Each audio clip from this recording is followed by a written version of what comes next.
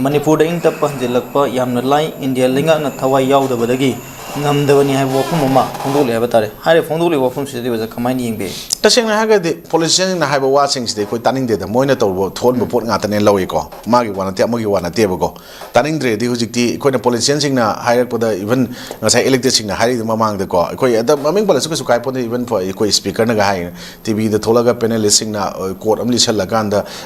mla minister sing je ta hui hangdong jaidong ngange adagi ata yum da phamba ngam de ka hai wafum yawe ba anu chuma mayam je koi na haining de maram di makoi so called elected aruga lawmaker legislature sing jina upukchen kujin chena da mana da maram wara kanda masidi lewak irang thokpani aduga even 𝐍𝐄𝐿e na adumaina hariba pot da koi na magi agency wafum na teba ngasidi cookie na magi cookie len tala ije kanana tambige ba amti yeng biyo ba ns na nagagi lal hoba kangu sing duna naga kangu sing loidman tiko lal hobuni koi na aije lal hobuna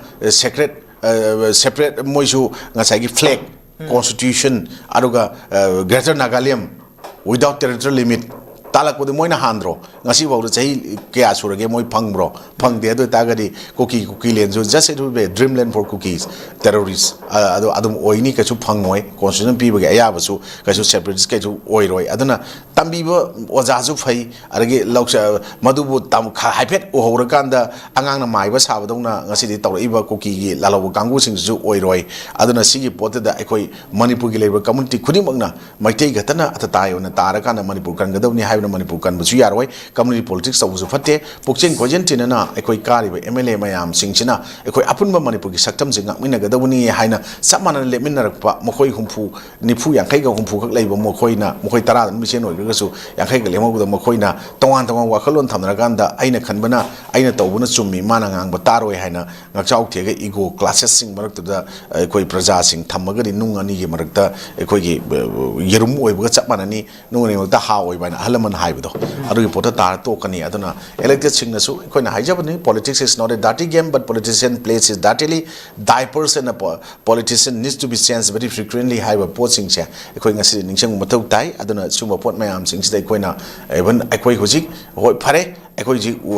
awaba mayok na re awaba na khamthange ala awaba si normal si proxy haiba taragadi koina eagle haibu uchek tu ge into ne exam pija madu matau tamja matau tai mana chahi ni fu yankhai sujala matamda ma chahi humdra mu punchi na mayam thajane adura kunthra ni fu mana masagi machinjak talaga pairaga sanaram madu magi feather lumdarakpa adagi machin gi magi athau gi chang walakpa makhong khuzngin gi keno sondarakpa poto amuk awang mountain da paikhalaga magi machin du na tam tam makhong khuzin mayam du segaiba are khuzin segai ringai da machin du thidekpa thidekana anu hogolakpa ngaira kanda magi matu su sung ari bu loi kengra anu song podi hena yang dana hana chahi ni fu gi mamang da kunthai mangna paiba ngamam da awang ba chang da hena wangna paikhalaga machinjak tang khon ngai na tawgi du maina koi resto tawge haraga di koi yamna khang ba kanba aduga koi gi will power si chetpa aduga tasengna haiga di koi na tawge na ningi bo poching tawnu bo khona ba aduga mi khudimakna ngahanga ki thagalakpa themakpada harau nungai le thokpa na taba isani isagi khona jaba isagi tawhum thokpa aduga elected singna su far and foremost duty of being an elected person karino to protect the dignity of the house kaino to protect the dignity of a house house a nation aduga to protect life and property of common people sina first priority target oraga thabak torga ekoise division of powers the constitution of Indiana executive legislature judiciary na ahum periods da ekoina khwai matona phamaga ekoise law maker on torga mayam se punna thabak ti tawmina gadam law semiba law semgodor se ekoini ko haibse kawdo fai aduga masida constitution je phajana naina fai swai da gyan me da thola kanda media da comment